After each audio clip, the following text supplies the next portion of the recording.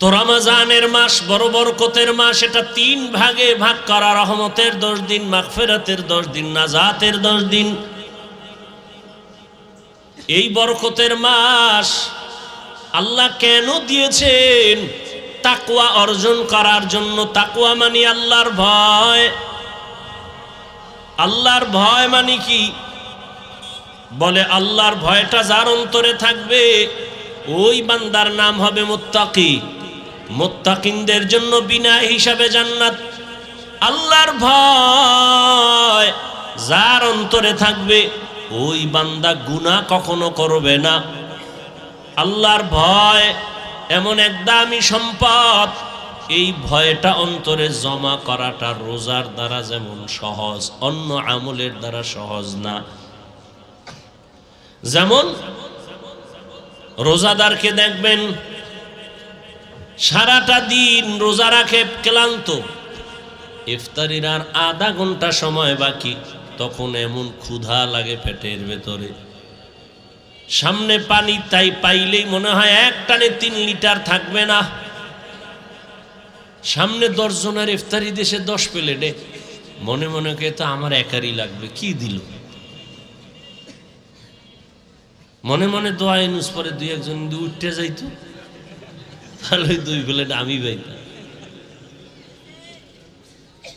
যদি বলা হয় এই রোজাদার বুঝছি খুব ক্ষুধা, তুমি দরওয়াজা জানালা বন্ধ করে যাও, একটা রুমের মধ্যে ঢুকে তুমি পানি পান করো, একা একা, কেউ দেখবে না, কোনো রোজাদার করবে নি। কেন? আল্লাহর ভয়। পানির মধ্যে ডুব দিয়ে গোসল করবে, কিন্তু 1 ঢোক পানিও পান করবে না, এটাই আল্লাহর ভয়। সামনে খানাও রেডি, পেটেও ক্ষুধা, খায় না। খানাটা তো আর হারাম না, এই মুহূর্তে খায় না কেন? আল্লাহর ভয়। এই সাধনাটা বাকি 11 মাস রাখো। রোজার মাসে যেমন সাধনা করছো, ক্ষুধাও আছে, খানাও আছে, খাও না কেন? আল্লাহর আইনে জায়েজ নাই, ঠিক 11 মাস এই আইনটা জারি রাখো। ক্ষুধাও আছে, খানাও আছে, পাইলেই খাইও না, আগে হিসাব করো আল্লাহর আইনে খানাটা হালাল না হারাম।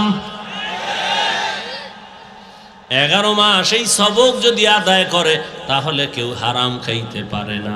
আর হারাম খাইলে এর শাস্তি কিয়ামতে হবে না, হবে দুনিয়াতেই। কিডনির উপরে আঘাত, লিভার নষ্ট। আর এই হারাম খানাটা আবার অনেক বাবা অবুঝ শিশু সন্তানেরও খাওয়ায়, হারাম টাকা কামাই করে। সন্তানের রক্ত পিওর, স্ত্রীর রক্ত পিওর, কোনো ভেজাল নাই।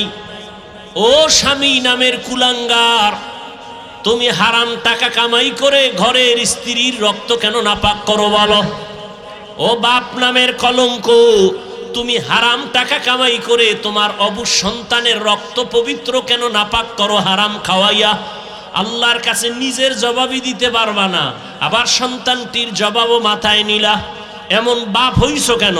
বউ যদি চালাইতে না পারো বিয়া করছো কেন? রোজা রাখ 12 মাস। সন্তানের হক আদায় করতে না পারলে সন্তান নিছো কেন? এরে নবীর আশিক, আল্লাহর ভয় অন্তরে জমা করো। রমজানের রোজার মাধ্যমে এমন বরকত, একটা রোজার দাম কত? হাদিসে পাকে রহমতের নবী বলেন 1 রোজার দাম কয়েকটা জন্মগত কাক। কি চিনেন তো? একটা কাক, জন্মগত কাকের হায়াত অনেক বেশি। কাকের হায়াত কি? অনেক বেশি।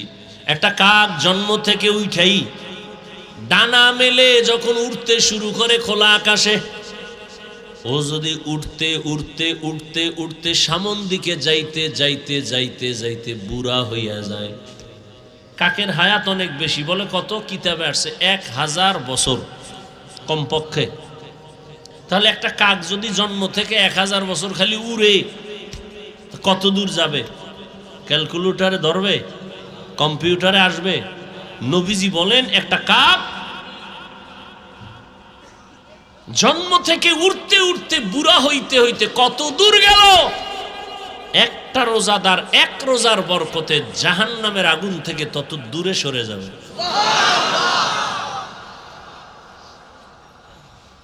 এজন্যই তো রহমতের নবী সারা রমজান আমলের উপরে জীবন কাটাইলেন। এই শাবানে নবী রোজা রাখছেন। নবী বলেন, প্রস্তুতি নাও, রমজানের রোজার মাধ্যমে তুমি নিজেকে পবিত্র বানায় নাও। কয়দিন রোজার হালাতে রে বাবা তুমি কষ্ট মনে করো, অথচ তোমার মতো কত আল্লাহর বান্দারা রড ফ্যাক্টরিতে কাজ করে রোজা ছাড়ে না, সিমেন্ট ফ্যাক্টরিতে কষ্টের কাজ করে রোজা ভাঙে না, রাস্তায় গাড়ি চালায় রিক্সা চালায় কষ্ট করে রোজা ভাঙে না, এমন নাই? তাহলে তুমি ছাড়ো কেন? রমজান তো এমন বরকতের মাস, একটা নফল আমল ফরজের সমান সওয়াব, একটা ফরজ আমল 70টা ফরজের সওয়াব। তাহলে এই মাস আগামী বছর পাবেন, গ্যারান্টি আছে? এত মজার এত দামি মাস, এই বরকতের মাস, রোজাদার একটা রোজার ফজিলত যদি এমন হয় তো 30টা রোজা রাখলে কত ফজিলত। আল্লাহ বলেন, রোজাদার তোমার পুরস্কার কেমন? বলে, আমি আল্লাহ তোমার হয়ে যাব, আর কোনো পুরস্কার নাই। পুরস্কার কি? আমি আল্লাহ নিজে তোমার হয়ে যাব। কোন রোজাদার? আবার রোজাদারের মধ্যেও কিছু ভেজাল আছে, রোজা রাখে ঠিক কিন্তু তারাবির নামাজ পড়ে না। আবার অনেকে পড়ে ঠিক, প্রতিদিন পড়ে না। আবার অনেকে পড়ে কিছুদিন, তাও পুরা 20 রাকাত পড়ে না। ও 8 রাকাতওয়ালা বাবারা, যদি আপনি মনে করেন 8 রাকাতের উপরে তারাবি পড়বেন না, আগামী রমজান পাওয়ার গ্যারান্টি নাই। এখনই তো বলে ফেললাম, একটা নফলের মূল্য ফরজের সমান। আপনি যদি মনে করেন 8 রাকাতের বেশি তারাবি পড়বেন না, তাহলে আপনি বাকি 12 রাকাতও পড়েন, অন্তত তারাবি না মনে করলেও নফল হিসাবে পড়ে নেন। নফল হিসাবে বাকি 12 রাকাত পড়েন। কেন ছাড়বেন? আল্লাহর জন্য করবেন। এত সুযোগ পাইয়াও যদি ছেড়ে দেন, আল্লাহর কাছে কি নিয়ে দাঁড়াবেন? রমজান এমন বরকতের মাস, রহমতের নবী একদিনে 1 খতম, 3 দিনে 1 খতম কোরআন পড়েছেন। এই রমজানুল মোবারক দুনিয়ার লাইনেও মানুষ লাভবান হয়, আখিরাতের লাইনেও লাভবান হয়। এই রমজানের মধ্যে কয়েকটা আমল বেশি বেশি করবেন। এক তো তারাবি আছে, রোজা আছে, আর একটা আমল হলো কোরআনের তেলাওয়াত। যারা পারেন না বইলে আল্লাহর কাছে কি কইবেন? আমগোদারে না জবাব দিলেন পারি না। পৃথিবীতে যত ভাষা আছে, আরবি ভাষার মতো সহজ কোনো ভাষা নাই। কোরআন শিখতে 20 ঘন্টা টাইম লাগে। কয় ঘন্টা? তাহলে আপনি প্রথম রমজানে যদি সময় দেওয়া শুরু করেন, প্রতিদিন 1 ঘন্টা, তারাবির পরে অথবা সাহারি খাইয়া ফজর পরে 20 রোজায় আপনি কোরআন ধরে ফেলবেন। এত সুন্দর কোরআন, এই বয়ান শুনতেছেন কোরআনের, এত ভালো যদি লাগে, সে কোরআনটা পড়েন না কেন?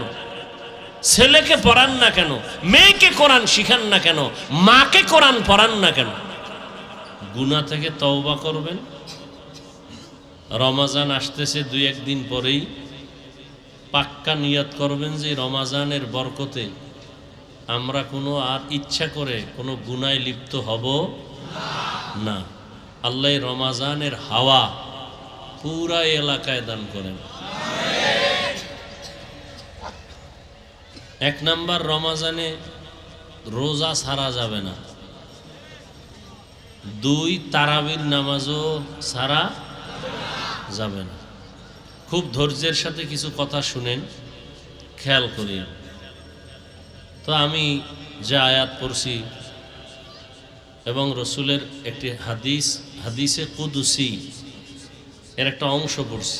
আল্লাহ বলেন, ইয়া আইয়ুহাল্লাযীনা আমানু آمنوا كتب عليكم الصيام كما كتب على الذين من قبلكم لعلكم تتقون হে মুমিনেরা তোমাদের উপরে রমজানের রোজাকে ফরজ করা হয়েছে ফরজ করেছি না করা হয়েছে কেন লাআল্লাকুম তাত্তাকুন যাতে করে তোমরা তাকওয়া অর্জন করতে পারো নবীজি বলেন আল্লাহ বলেন নবীকে হাদিসে কুদসি আস-সাওমু লি ওয়া আনা আজজি বিহি রোজাদারের রোজাটা এটা আমি আল্লাহর আর এর পুরস্কার আমি আল্লাহ নিজেই আল্লাহ বলেন হে নবী আপনি রোজাদারকে বলে দেন রোজা আমি আল্লাহর আর এই পুরস্কার রোজাদারের আমি আল্লাহ নিজেই তরজমা বললাম এবার সংক্ষেপ কিছু ব্যাখ্যা শুনেন রমজান বড় দামি একটা মাস নবীজি বলেন রজব এখন চলে শাবান এর আগেরটা গেছে কি রজব নবীজি বলেন রজব আল্লাহর মাস শাবান আমার মাস রমজান আমার উম্মতের মাস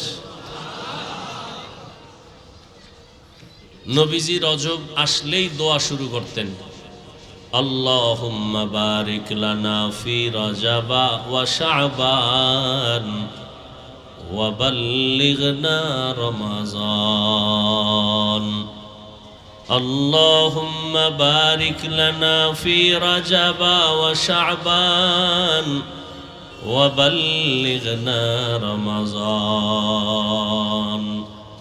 আয় আল্লাহ রজবে আমাকে বরকত দান করেন শাবানে বরকত দান করেন ইকো হয় কেন আরে জালা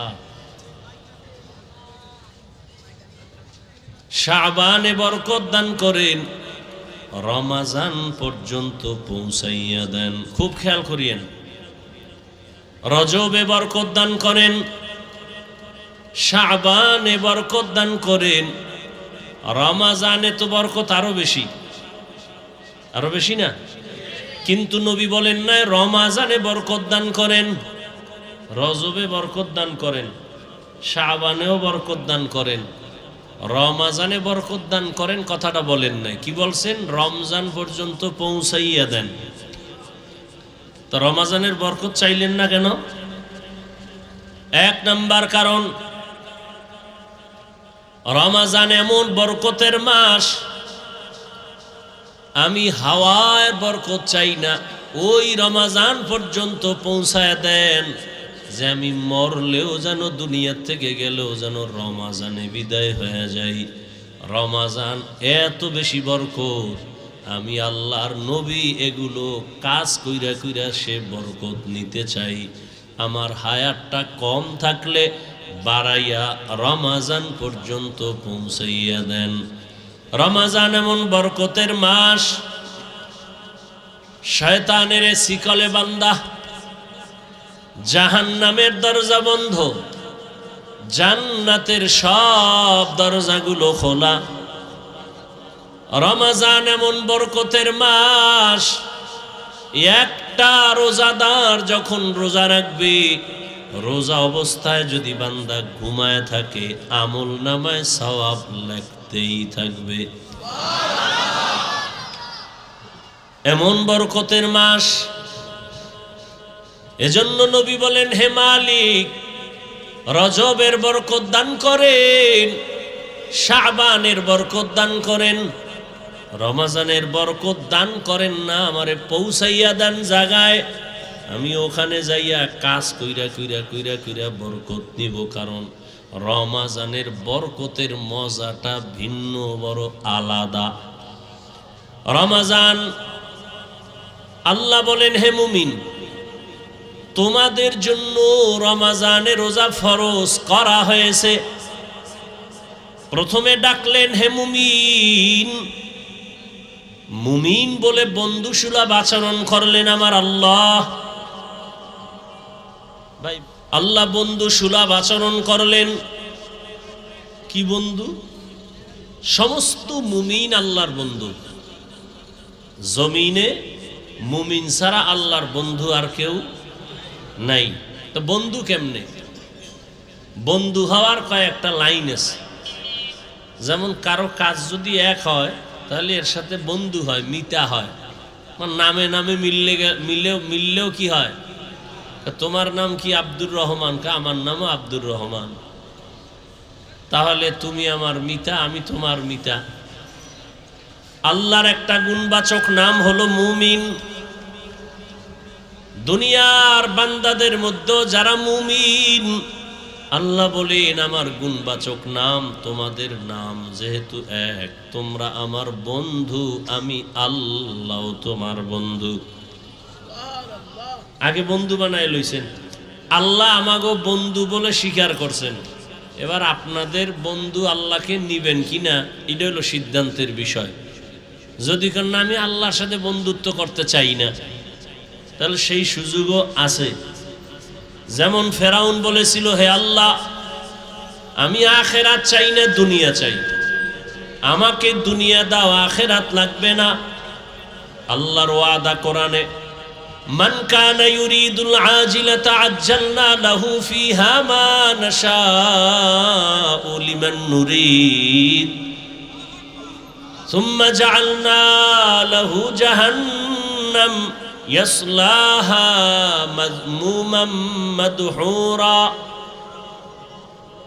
আল্লাহ বলেন যারা দুনিয়া চায় আমি তাদেরকে দ্রুত দুনিয়া দিয়ে দেই, কিন্তু পরিণাম ফলে তার জন্য জাহান্নাম। কিন্তু যারা দুনিয়া চায় দেই, কিন্তু দুনিয়া তারা পায় না। সারা দুনিয়ায় খোঁজ নিয়ে দেখো, যারা দুনিয়া দুনিয়া দুনিয়া দুনিয়া করে, জিকির করে, নামাজেও দুনিয়া, ঘুমাইতে গেলেও দুনিয়া, মসজিদে ঢুকেও দুনিয়া। এই দুনিয়ার পেছনে যারা দৌড়ায় দুইটা জিনিস চায়, এক চায় সম্মান আর এক চায় শান্তি। এই দুই জিনিস চায় দুনিয়াওয়ালারা। টাকার পেছনে দৌড়ায়, এই দুই জিনিস চায়।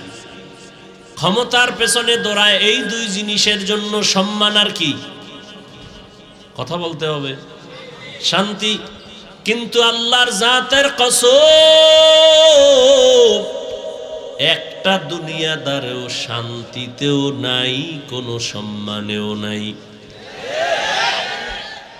ওই সম্মান দিয়া লাভ কি? একবার ফুলের মালা, ফাইনালে জুতার মালা।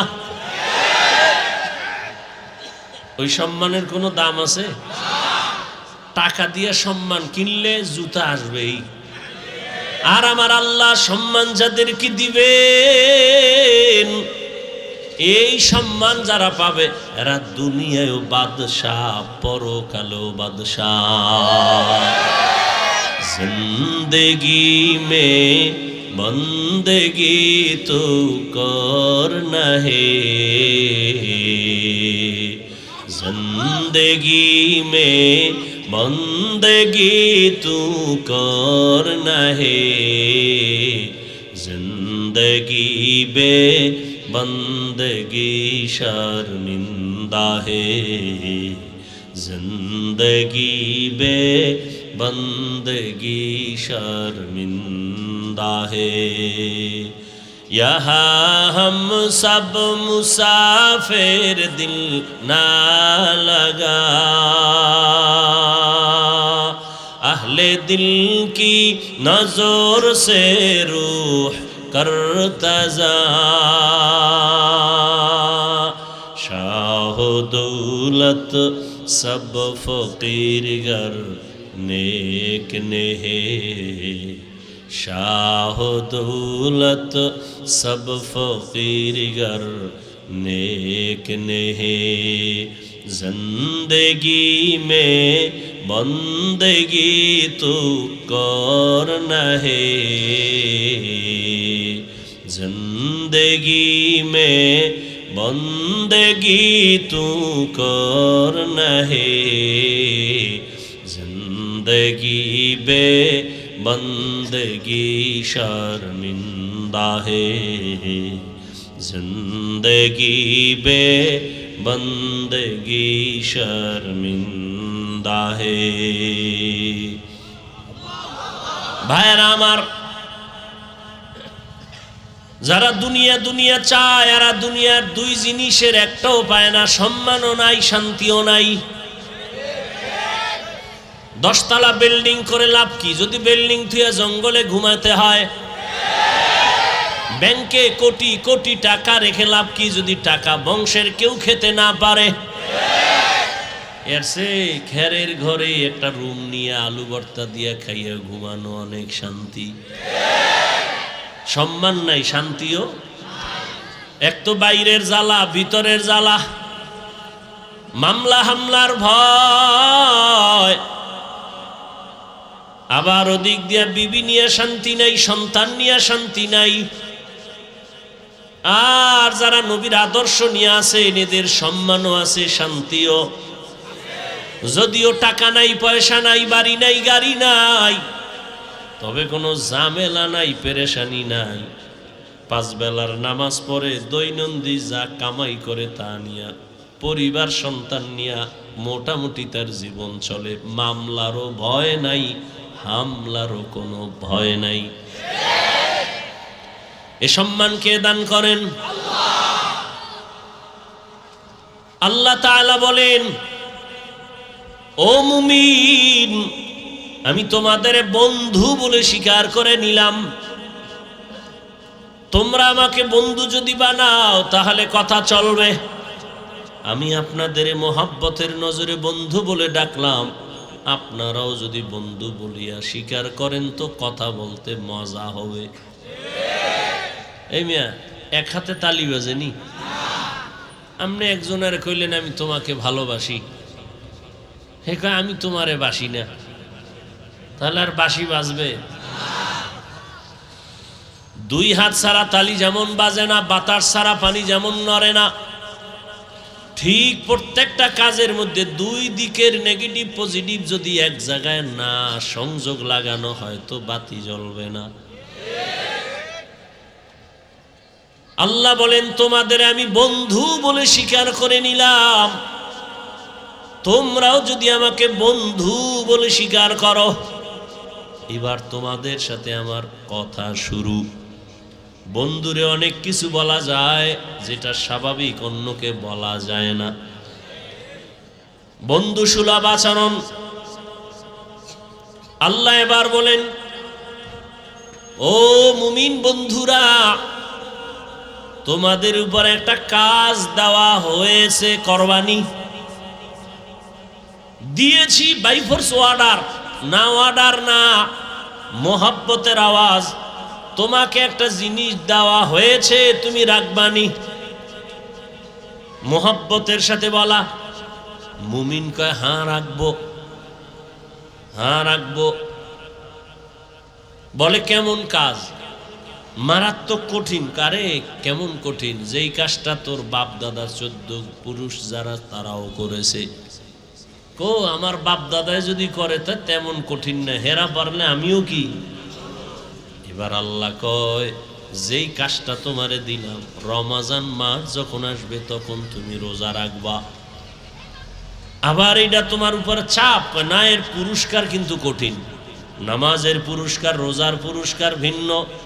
একজনে নামাজ পড়ে, পুরস্কারটা আমি অন্য মাধ্যমে দিয়ে দিলাম, আমল নামায় লিখে দাও, ফেরেশতারা দিয়া দাও। একজনে যাকাত দেয়, পুরস্কার আমি মাধ্যমে দিলাম। একজনে হজে যায়, পুরস্কার মাধ্যমে দিলাম। কিন্তু রোজাটা যদি রাখো, এর মাধ্যম নাই। আমি আল্লাহ হাসরের ময়দানে কোটি কোটি কোটি কোটি মানুষের সামনে আমি নিজে তোমার হাতে পুরস্কার দিব।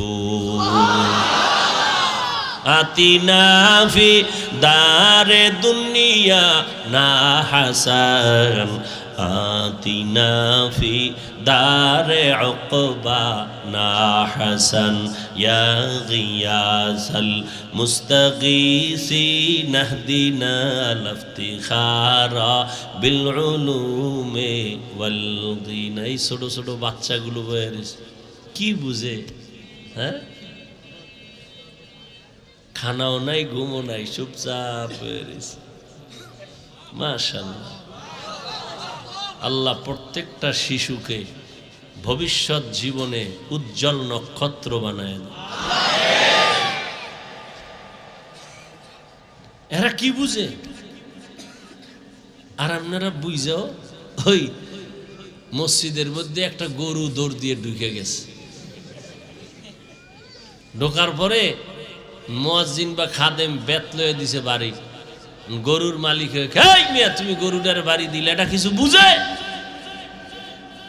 ও না বুঝে ঢুকছে, আমি তো বুঝি এই জন্য ঢুকি না। দেখো না, গরুটা না বুঝে ঢুকে গেছে।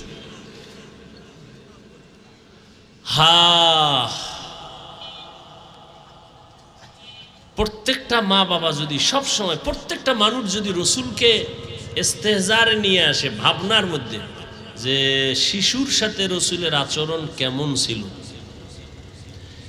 কি ছিল ওটা দরকার নেই, শুধু এতটুকু ভাববে কি ছিল, আস্তে করে বান্দা দুর্বল হয়ে যাবে, অন্তত শিশুর সাথে জুলুম হবে না। প্রত্যেকটা বাবায় যদি ভাবে রহমতের নবী সন্তানের সাথে কেমন আচরণ করেছিলেন, কি আচরণ করছেন ওটা জানার দরকার নাই, খালি ভাবতে থাকবে কি আচরণ করেছিলেন, অন্তরে আসবে রহমতের নবী তো খারাপ আচরণ করেন নাই, তাহলে তার দ্বারা কিছু হোক না হোক কিন্তু জুলুম হবে না। একটা স্বামী যদি চিন্তা করে রহমতের নবী আমার তাদের স্ত্রীদের সাথে কেমন আচরণ করেছিলেন, এতটুকু যদি ভাবে, কোনো স্বামী স্ত্রীর উপরে জুলুম করবে না। প্রত্যেকটা শিক্ষক, আমার রসুল শিক্ষক, আনা বুইস্তু মুআল্লিমা, রসুল শিক্ষক, আমার মায়ার নবী শিক্ষক, সাহাবাদের ছাত্র বানাইয়া রহমতের নবী কেমন আচরণ করেছেন, প্রত্যেকটা শিক্ষক যদি এই ভাবনাটা ভাবে, কখনো ছাত্রের সাথে কখনো জুলুম হবে না।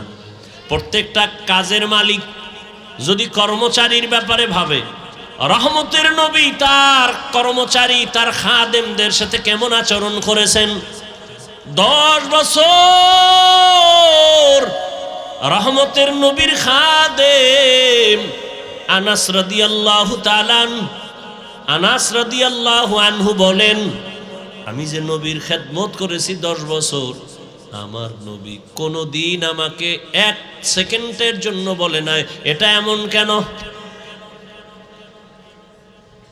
আমিও নবীর খেদমত ওইভাবেই করেছি যে নবী আমাকে বলতে হবে না, বেয়াদবিমূলক কোনো আচরণ করি নাই।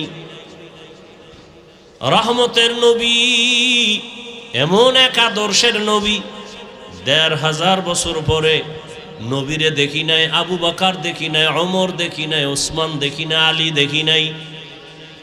বড় বড় বড় বড়দের হারাইয়া আজ আমরা 1500 বছর পর চিড়িয়াখানার সামনে এত হাজার মানুষ এই গভীর রজনীতে বসে আছে, কেউ দাঁড়ায় আছে, কোনো আওয়াজ নাই, দ্বীনের কথা শুনতেছে। এতগুলো মানুষ দীর্ঘ টাইম বসাইয়া রাখা, এটা কোনো টাকা দ্বারা সম্ভব হবে না, কোনো টাকাওয়ালার দ্বারা সম্ভব হবে না। যদি কয় 5000 করে টাকা দিব, তাহলে কিছু মানুষ আসবে, তবে জান্নাতি মানুষ আসবে না। আশেপাশের কিছু গাঞ্জাখোরের আসবে, 5000 টাকা মানে 5 দিনের গাঞ্জা খাওয়া যাবে, কিন্তু এই জান্নাতি মানুষ কেউ আসবে না। এই মানুষগুলোকে নিয়ন্ত্রণের জন্য কোনো পুলিশ নাই, কোনো প্রশাসনের কেউ নাই, বসার জন্য কোনো ভিআইপি ব্যবস্থা নাই, সব নরমাল বিছানায় মাটিতে বসা। এটা কেমনে সম্ভব? রহমতের নবীর আদর্শ মানার কারণেই সম্ভব। নবীজির আদর্শ কত সুন্দর। ঘরে ঢুকো, সালাম দাও, জোরে সালাম দাও, ডান পা দিয়া ঢুকো, নবীর আদর্শ। ঘরে ঢুকতে গিয়ে তুমি জোরে একটা সালাম দাও, সালামের আওয়াজটা যেন পুরা বাড়িতে আওয়াজ হয়। যারা মানুষ তারাও জবাব দিবে, জিন থাকলে তারাও জবাব দিবে, ফেরেশতারা আছে জবাব দিবে, দূষিত কিছু থাকলে পালায়ে যাবে সালামের বরকতে। ঘরে ঢুকলে কি আবার বাথরুমে ঢুকলেও? রসুলের সুন্নাত। এরপরে একবার আলহামদু সূরা, 3 বার কুল হু আল্লাহ সূরা পড়বে। আল্লাহ রসুল বলেন পুরা বাড়ির মধ্যে রিজিকের বরকত নাজিল হতে থাকবে। ইয়া আইয়ুহাল্লাযীনা আমানুত্তাকুল্লাহ, আল্লাহর ভয় অন্তরে জমা করো। এখন ভয়টা কি? আমি যদি সবাইকে জিজ্ঞাসা করি কারা কারা আল্লাহকে ভয় করেন, জিজ্ঞাসা করা মাত্রই সবাই হাত উঠাবে না? কিছু চালাকেরা পারলে পা উঠায় দিবে, বলবে আমরা 4 হাত পায়ে আল্লাহরে ভয় করি, হুজুরদের থেকেও বেশি ভয় করি, নামাজ না পড়লে কি হবো, দিল পরিষ্কার। অথচ আজকে ফজর পড়ে নাই, জোহর পড়ে নাই, আসর পড়ে নাই, মাগরিব পড়ে নাই, এশাও পড়ে নাই। আল্লাহরে ভয় করি। আমি 5 বেলার নামাজ পড়িয়াও বলি আল্লাহকে ভয় করি। আপনি রোজা না রাখিয়া বলেন আল্লাহকে ভয় করি, আমি রোজা রাখিয়া বলি আল্লাহকে ভয় করি। আল্লাহর ভয় আসলে আপনার অন্তরে আল্লাহর ভয় নাই। কারণ যে একজন সাপ ভয় পায়, সাপ, সে সাপ ধরবে? ওরে সাপ যেখানে থাকবে সেখানেও যাবে না। মাঝে মাঝে ঘুমের মধ্যে সাপ সাপ কয়ে চিল্লানি দেয়, ভয়। একটা সন্তান বাবাকে ভয় পায়, মাকে ভয় পায়, তার প্রমাণ মা বাবার সামনে অন্যায় করে না। একটা ছাত্র শিক্ষকের ভয় পায়, তার প্রমাণ ছাত্র শিক্ষকের সামনে অন্যায় করে না। ঠিক এই জমিনে যেই মানুষ আমার আল্লাহকে ভয় করবেন, ওই বান্দা গলায় ছুরি লাগাবে, দাড়ির মধ্যে কখনো অস্ত্র লাগাবে না। হরকে দারাত খৌফে হক দর দিল মাদাম জান্নাতুল মাওয়া দেহাদ ও রামাক। এক দলের দাড়ি ছোড়ো, আর এক দলের নাই। ছোড়োওয়ালারা মনে করে মোটামুটি জান্নাতের মাঝখানে আছি, যারা পুরা ক্লিন একদিকে চাইয়া চাইয়া ভাবতে আছে এত শেষ। হ্যাঁ, ভালো করে মাসআলা শুনেন। যারা দাড়ি ছোট রাখে, ক্লিন রাখে, দোনো দলের গুনাহ সমান। দোনো দলের গুনাহ, গুনাহ টুনা তো পরকালের ভিডিওটি মরার পর নগদ একটা শাস্তি হলো যৌবন থাকবে না। এটা নগদ শাস্তি। কি থাকবে না? এই জন্য হারবাল কোম্পানির আমদানি বাইরে গেছে না, ওপেন চ্যালেঞ্জ দেয়। এই পরিমাণ বেলাজা বেহায়া জগতে আর আছে? ১৫০০ বছর আগে রসুল বলে গেছেন, লা ইমানা লিমান লা হায়া আলা, যাদের লজ্জা নাই ওদের ইমান নাই। আর মোবাইল তো আরো লজ্জা নষ্ট করে ফেললো। ঘরে ঘরে ঘরে ঘরে, রুমে রুমে মোবাইলের জেনা, চোখের জেনা, কানের জেনা, হাতের জেনা, অন্তরের জেনা। সারাটা রাত মোবাইলের দিকে তাকায় তাকায় গুনাহ, কবিরা গুনাহ দেখে, কবিরা গুনাহ দেখে। মাও দেখে, বাবাও দেখে, আমার ভাই দেখে, বোনেরাও দেখে। ঘরটা যেন জেনার আড্ডাখানা, সারা রাত শুধু জেনা চলে। আল্লাহ মাফ করেন, এমন অন্যায়। ও যুবক, 40 বছর পর্যন্ত তোমার চেহারাটা উজ্জ্বল থাকবে, নষ্ট হবে না। কিন্তু কি দুঃখ, আজ তোমার চেহারা দিয়ে তাকাইলে কেন মায়া লাগে না? কেন চেহারায় নূর নাই? মোবাইলের গুনার কারণে চেহারা নষ্ট হয়ে গেছে। আর কুলাঙ্গার কিছু বাপ আছে, সাহারি খাওয়ার সময় মা ডাকে, বাবা ওঠ, 2-1টা রোজা রাখ। বাবা কয়, খবরদার রোজা রাখাই ওনারে বিবি, রোজা রাখলে ছেলেটার চেহারাটা নষ্ট হয়ে যাবে। ওই বাবারে পাইলে জিজ্ঞাসা করতাম, এই বাপ নামের কলঙ্ক, সন্তান রোজা রাখলে তোমার চেহারাটা নষ্ট হবে। সন্তানের মোবাইলে আকাম কইরা কইরা যে চেহারাটা নষ্ট করলো, বলো কোন বিউটি পার্লার তোমার চেহারাটা ভালো করবে? আল্লাহর কসম, মৃত্যু পর্যন্ত দুনিয়ায় কোনো মেডিসিন নাই যে সন্তানের চেহারাটা ভালো করবে। বরং 40 বছরের আগে চেহারা থাকবে উজ্জ্বল। কোনো মেডিসিন মারবি, চেহারা ডিসকালার হবে, গোডা হবে, এ গোডা আর যাবে না। হ্যাঁ, যদি নেক আমল করো, তওবা করো, চেহারা আবার ফিরে আসবে। আর ঠিক মতো 5 বার ওযু কর, চেহারায় কোনো ক্রিম লাগবে না, আল্লাহর কসম। 5 বেলা ওযু কর, ওযু করবি, চেহারার নূর বেড়ে যাবে। তখন তোর নেকাব লাগায় চলতে হবে, নাহলে যে দেখবে হেই পাগল হয়ে যাবে। বলবা হাফিজ ভাই তোমার না, আমিও তোমাকে বলছি ঠিক, আমিও পরিপূর্ণ গুনাহমুক্ত হতে পারি না। যে ব্যক্তি গুনাহমুক্ত হবে, ও জিহ্বা দ্বারা যা চাইবে নগদ আল্লাহ সাথে সাথে দিয়ে দিবেন। যার চোখ পবিত্র, ও অনেক কিছু দেখবে যা সাধারণ মানুষ দেখবে না। যার জবান পবিত্র, ও যা চাইবে যখন চাইবে আল্লাহ তখন দিবেন। তো পবিত্র না তো। ভাইরা আমার, আল্লাহ গুনার কারণে চেহারা নষ্ট হয়, নেক আমলের কারণে চেহারা সুন্দর হয়, ভালো হয়। এরে আল্লাহর গোলাম, এই জন্য আল্লাহ বলেন আমার ভয় অন্তরে জমা করো। আল্লাহর ভয় যদি থাকে, ওই বান্দা মরিয়াও গেলে গুনার কাছেও যাবে না।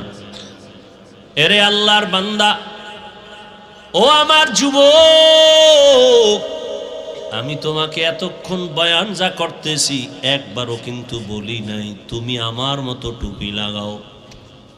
আমি একবারও বলি না আমি কওমি মাদ্রাসায় লেখাপড়া করেছি, তোমরাও মাদ্রাসায় যাও।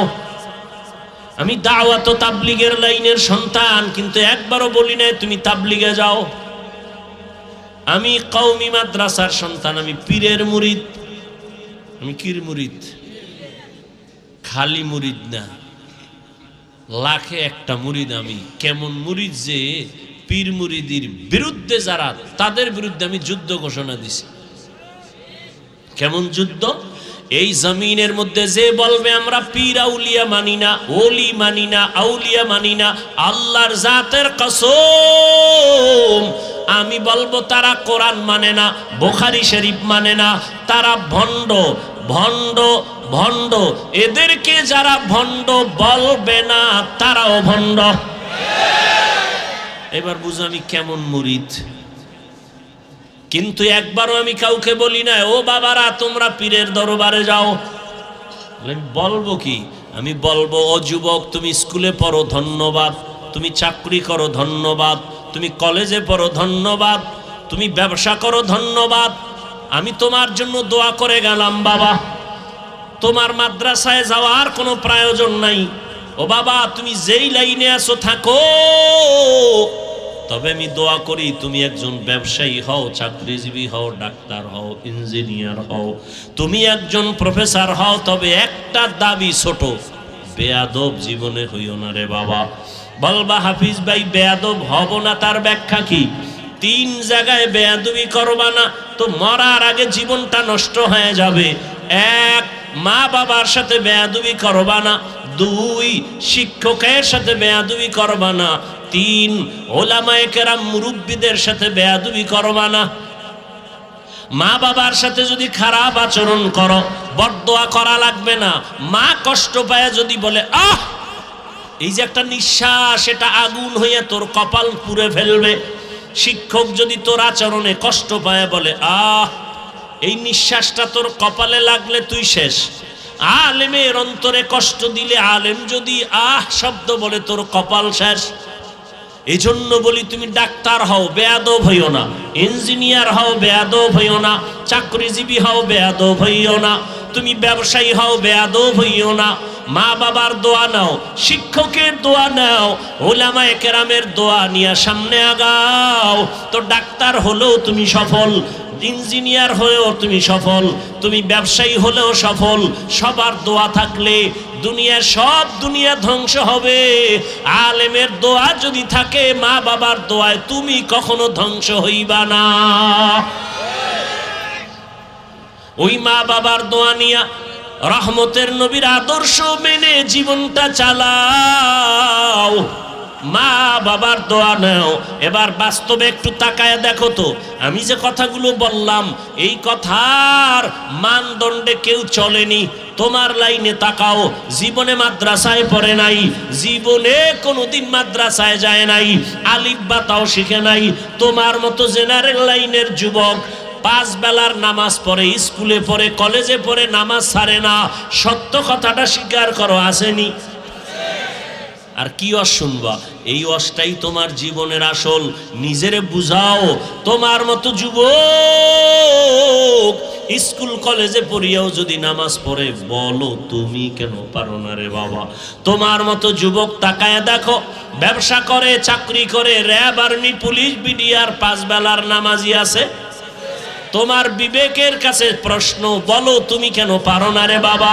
তোমার মতো যুবক ডাক্তার, প্রফেসর, ইঞ্জিনিয়ার, 5 বেলার নামাজি অভাব নাই, রাস্তায় গাড়ি চালায়, 5 ওয়াক্ত নামাজ পড়ে নাই, বলো তুমি কেন পারবা না রে বাবা? তোমার মতো যুবক শ্রমিকের কাজ করে, নদীর মধ্যে মাছ ধরে, নামাজ ছাড়ে না, বলো তুমি কেন পারবা না? এরে পর্দার আড়ালের আম্মা জান, আল্লাহ আপনাকে অনেক সম্মান দান করেছেন, রহমতের নবী সম্মানিত করেছেন। এত সম্মান আল্লাহ ইসলামের দ্বারা, নবীর মাধ্যমে আল্লাহ এত সম্মান মাদেরকে দান করেছেন, দুনিয়ার কেউ দিতে পারে নাই। বরং দুনিয়াতে যারা দিব দিব বলে চাপাবাজি করে, ওরা সব নারীর বড় দুশ্মন।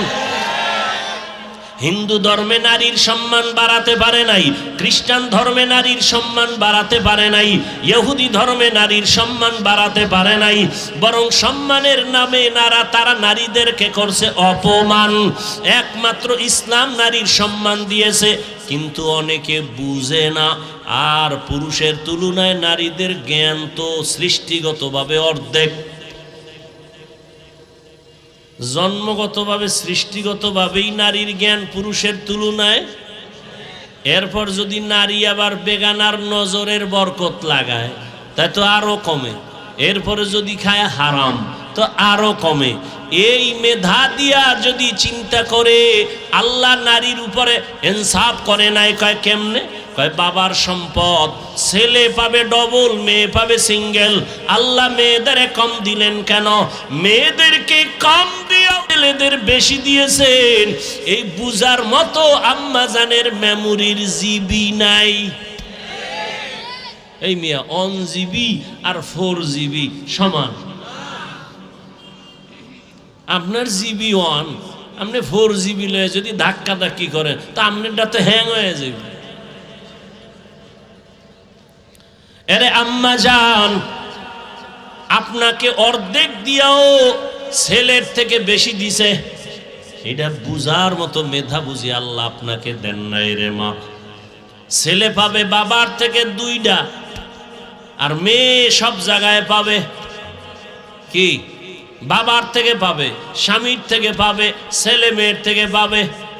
এরপরে যদি কয় বাপ নাই, ছেলে নাই, মেয়ে নাই, কিচ্ছু নাই, আমি একা। আল্লাহর আইন হলো, ইসলাম কয় নারীদেরকে ঘরে বসাইয়া বসাইয়া সম্মানের সাথে ওরা খাবে আর ঘুমাবে, সরকার ওদের সব খরচ দিবে।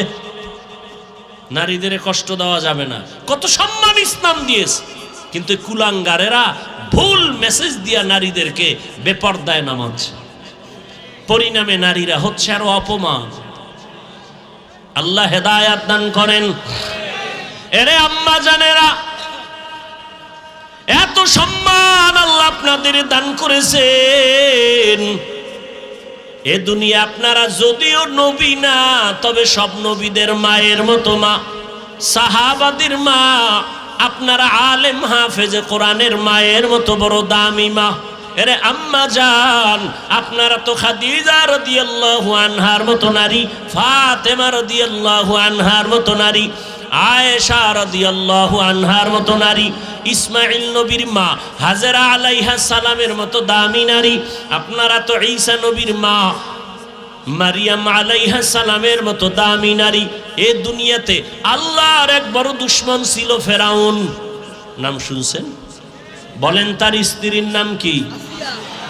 আসিয়া। এত বড় বেঈমানের ঘরে থাইকা আমার আল্লাহর এত পেয়ারা রহমতের নবী বলেন, কিয়ামতের দিন দিন আমি মুহাম্মদের সাথে আসিয়ার সাথে বিয়া হবে জান্নাতে। এরে আম্মা জানেরা, এত বড় বেঈমান ফেরাউনের ঘরে থাইকা আম্মা জান আসিয়া যদি এত দামি হতে পারে, ফেরাউনের টাকার অভাব নাই, ক্ষমতার অভাব নাই, মিশরে দাবি করে আমি বড় খোদা, কিন্তু তার ঘরে থাকিয়া আসিয়া আমার আল্লাহকে এত আপন করে নিলেন। আসিয়া এত কষ্ট ফেরাউন দিয়েছে, ধৈর্য ধারণ করে আল্লাহকে ভুলে নাই। ইন্তেকালের সময় ফেরাউন ওই আসিয়াকে ফাঁসির মঞ্চে নিয়ে গেছে। আসিয়া কাঁদতেছেন, হঠাৎ করে আবার হাসতেছে। ফেরাউন কয়, কান্না বন্ধ করে হাসো কেন রে আসিয়া? কয়, রে এ ফেরাউন, আমি তাকাইয়ে দেখি আল্লাহ পাক লক্ষ লক্ষ ফেরেশতা পাঠাইছে আমাকে স্বাগতম দিয়া জান্নাতে নেওয়ার জন্য, এবং আল্লাহ যেই জান্নাত আমি আসিয়াকে দিবেন ওই জান্নাতের ছবি আমি এখন দেখতেছি তাকাইয়া। এত বড় বেঈমানের ঘরে থাকিয়া এই আসিয়া যদি আল্লাহর পেয়ারা হয়ে যেতে পারেন, এরে পর্দার আড়ালের আম্মা জান, এই দুনিয়াতে যত ভালো ভালো সন্তান আসছে আম্মা জান আপনাদের আদর্শের কারণে, দুনিয়ায় সব ভালো সন্তান মায়েদের অবদানের কারণে। ছোট একটা ঘটনা বলবো। মদিনাতুল মুনাওয়ারা থেকে আল্লাহর পেয়ারা এক গোলাম ভারতের জমিনে আসছেন কালেমার দাওয়াত দেওয়ার জন্য, যার নাম আপনারা জানেন, খাজা মঈনুদ্দিন চিশতি আজমিরি রহমাতুল্লাহ আলাই। মদিনাতুল মুনাওয়ারা থেকে ভারতে ঘুরে ঘুরে ঘুরে ঘুরে কালেমার দাওয়াত দেয়। দিতে দিতে তার হাতে লক্ষ লক্ষ লক্ষ বিধর্মী কালেমা পড়ে মুসলমান হয়ে গেল। বলে কত লক্ষ? কেউ বলে 90 লক্ষ, কেউ বলে আরো বেশি। খাজা মঈনুদ্দিন খুব খুশি। আম্মাজানের সামনে একদিন আনন্দিত হয়ে গেলেন। আম্মাজান বলে, মঈনুদ্দিন এত আনন্দ কেন রে বাবা বলো? মঈনুদ্দিন বলে, আম্মাজান খুশির খবর, ভারতের ভেতরে লক্ষ লক্ষ বিধর্মী আমি মঈনুদ্দিনের হাতে কালেমা পড়েছে। আম্মাজান বলে, এই মঈনুদ্দিন, এটা তোমার বাহাদুরি না, আমি মায়ের অবদান। কার অবদান? খাজা মঈনুদ্দিন বলে, মা তোমার কি অবদান একটু বলো। আম্মাজান বলে, ও মঈনুদ্দিন, তুই আমার গর্বে যখন আসছ, আল্লাহর কসম, তুই আমার গর্বে আসা পরে আমি এক রাতও ঘুমাইতাম না। আমি গভীর রাতে সেজদায় পড়ে আল্লাহর আদালতে কান্না করতাম আর বলতাম, হে মালিক, আমার গর্বের সন্তানটাকে তুমি ওলি হিসাবে কবুল করে নাও। আমি এভাবে কান্না করে করে যখন তুই দুনিয়াতে আসছো, এই মঈনুদ্দিন, আমি মা তোকে যতদিন আমি দুধ পান করাইছি, আল্লাহর কসম, আমি যতদিন তোকে দুধ পান করাইছি, আমি মা এক ফোঁটা দুধও বিনা অজুতে তোর মুখে দেই নাই। এমন মা সারা দুনিয়ায় পাওয়া বড় কঠিন, বাংলাদেশ বাদ দেন। এমন মা, যেই মা বিনা অজুতে বাচ্চাকে দুধ দেয় না, এমন বাচ্চা তো জগৎ শ্রেষ্ঠ আল্লাহর ওলি হবে। কিন্তু খাজা মঈনুদ্দিনের ভক্তদের উপায় কি? এরা যে বয়ে বয়ে খালি গাঞ্জাই খায়,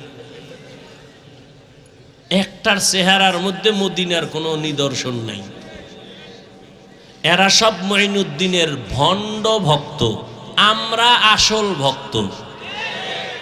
কি খাজা মঈনুদ্দিনের মা কত ধন্য মা! খাজা মঈনুদ্দিন চিশতি আজমিরি 5 ওয়াক্ত নামাজ পড়েন নাই। সন্দেহ? মাঝে মাঝে বিড়ি টিড়ি খাইছেন, দাড়ি ছিল না। হ্যাঁ, আপনারা কি ভক্ত হইলেন? এই ভক্ত হয়ে কি নাজাত পাওয়া যাবে? কোনোদিন পাওয়া যাবে না। এখনো সময় আছে, তওবা করেন। কয়দিন আর দুনিয়ার বাহাদুরি করবেন? চোখের সামনে আপন আপন সব চলে যাইতেছে। বিশেষ করে আমার যুবক, ইদানিং কালে যুবকের মরণের লাশ আর লাশ। করোনায় যুবকের লাশ, ছাত্র জনতার আন্দোলনে যুবকের লাশ, ডেঙ্গুর মহামারীতে যুবকের লাশ, ঘুমের বিছানায় যুবকের লাশ, গাড়ির নিচে পানির মধ্যে যুবকের লাশ। ও আল্লাহর বান্দারা, এখনো সময় আছে, তওবা করে নাও। ও পর্দার আড়ালের আম্মা জান, আপনার মতো কত মা এখনো আছে বেপর্দায় চলে না, নামাজ ছাড়ে না, মোবাইলে সময় নষ্ট করে না, স্বামীর মাল খেয়ানত করে না। আপনারা কেন পারেন না? একটা সন্তানকে আদর্শ সন্তান বানাবেন, একটা সন্তানকে আদর্শ ডাক্তার বানাবেন, আদর্শবান চাকরিজীবী বানাবেন, আদর্শবান একজন ব্যবসায়ী বানাবেন। সন্তান ডাক্তার হইয়াও আপনার জন্য দোয়া করতে ভুলবে না। এরে আম্মা জান, ও বোনেরা, আপনার মতো কত মা বোন এখনো পর্দা করে, নামাজ পড়ে, আল্লাহর ভয় অন্তরে জমা করিয়া রমাজান সামনে তওবা করে ফেলেন। আর বেপর্দায় চলবেন না, আর নামাজ ছাড়বেন না। মা বাবার দোয়া নিয়া স্বামীর মাল হেফাজত করবেন। স্বামীর মাল এটা আপনারই মাল, স্বামীর মনে করে খেয়ানত করবেন না। মোবাইলে সময় নষ্ট করবেন না। ও বৃদ্ধ বাবাজিরা, আপনার মতো কত বুড়ারা মসজিদে গিয়া নামাজ আদায় করে, বলেন আপনি কেন পারেন না? ও আমার কলিজার যুবক, এখনো সময় আছে, তওবা করো, অন্তরকে বুঝাও। মনে জীবনে কত মন গড়া ভাবে চলছো, মনের চাহিদা মিটাইয়া গুনাহ করেছো। মনে চাইছে নামাজ পড়বা না, পড়ো নাই। মনে চেয়েছে পার্কে যাবা, দৌড়ায় গেছো। মনে চাইছে দাড়ি কাটবা, কেটে ফেলেছো। এখন আল্লাহর ভয় নিয়ে তওবা করো।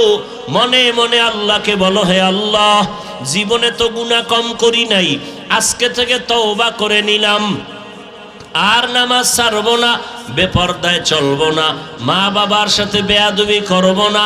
শিক্ষকের দোয়া নিয়া, উলামায়ে কেরামের পরামর্শ নিয়া, নবীজির আদর্শ মেনে চলবো।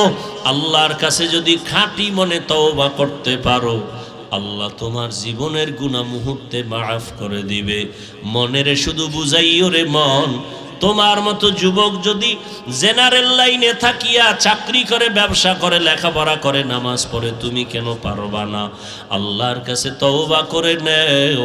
ও বাবা, তোমরা কি মনে মনে ভাবছো আমরা সব পাগল হয়ে গেছি? না না, এরে দুনিয়ায় সবাই পাগল হইয়া সব দুনিয়াতে মরার আগেই ধ্বংস হয়ে যায়। আর আমরা নবীর আদর্শে নামাজ পড়ি, পর্দা করি, কেউ আমরা পাগল হই নাই। আল্লাহর কোরআন সত্য, নবীর কথা সত্য। গুনাহ নিয়ে কবরে গেলে জাহান্নামের আগুনে জ্বলতে হবে, তাও সত্য। এখনো সময় আছে, তওবা করে নেও।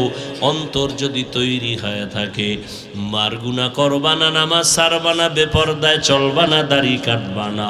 মা বাবার দোয়া নিয়া, শিক্ষকের দোয়া নিয়া, ওলামায়ে কেরামের পরামর্শ নিয়া, নবীর আদর্শ নিয়া চলবা। তওবা করার মতো যদি কারো অন্তর তৈরি হয়, মুনাফিকি যদি না থাকে, খাঁটি তওবার নিয়ত যাদের আছে, দুটো হাত আমার আল্লাহকে দেখাইয়া দাও। আয় আল্লাহ, হাতগুলো কবুল করে নেন, তওবা কবুল করে নেন। তওবার উপরে মজবুত হইয়া আমাদের সবাইকে গুনাহ মুক্ত হয়ে চলার তৌফিক দান করেন। আমিন।